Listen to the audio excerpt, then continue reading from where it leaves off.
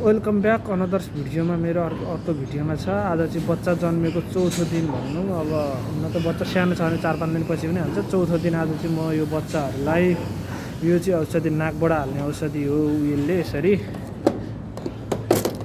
यसले यसले नाकमा हाल्ने औषधि हो। यो चाहिँ नाकले श्वास प्रश्वासको लागि राम्रो गर्छ भनेर हाल्ने औषधि हो। अनि अर्को एउटा औषधि छ यो खुरिन खोक्सु भन्ने। यसले चाहिँ सल्साहरू हुँदैन भनेर हालिन्छ यो चाहिँ होइन, यो औषधि। अनि अर्को एउटा यो बच्चाहरूको रगत छल्बुन भन्छ कोरियनमा चाहिँ, यो औषधि हान्न गइरहेको छु म चाहिँ। यो ल म चाहिँ सुरु गर्न लागेको औषधि हान्नलाई। यो बच्चालाई गिटरको समातेर यो घाँटीमा हान्दा पनि हुन्छ, पछाडि चाकमा हान्दा पनि हुन्छ हुन चाहिँ। यो औषधि हानेर अनि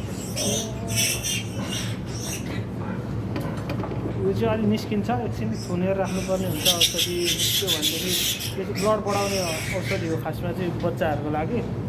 यो हानेपछि अलिक राम्रो हुन्छ। अनि यो औषधि यसरी मुखमा हालिदिनु पऱ्यो, एक थोपा यो खान्छ।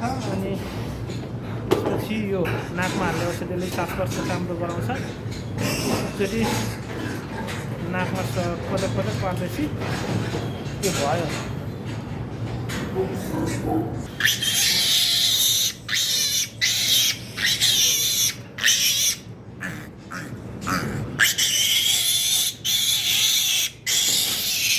बच्चाहरू अलिक डराएको जस्तो गरिरहेको छ, मलाई के गर्न लाग्यो भनेर होला।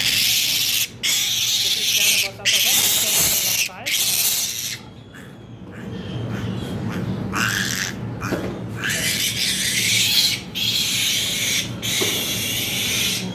बल्ल गर्न धेरै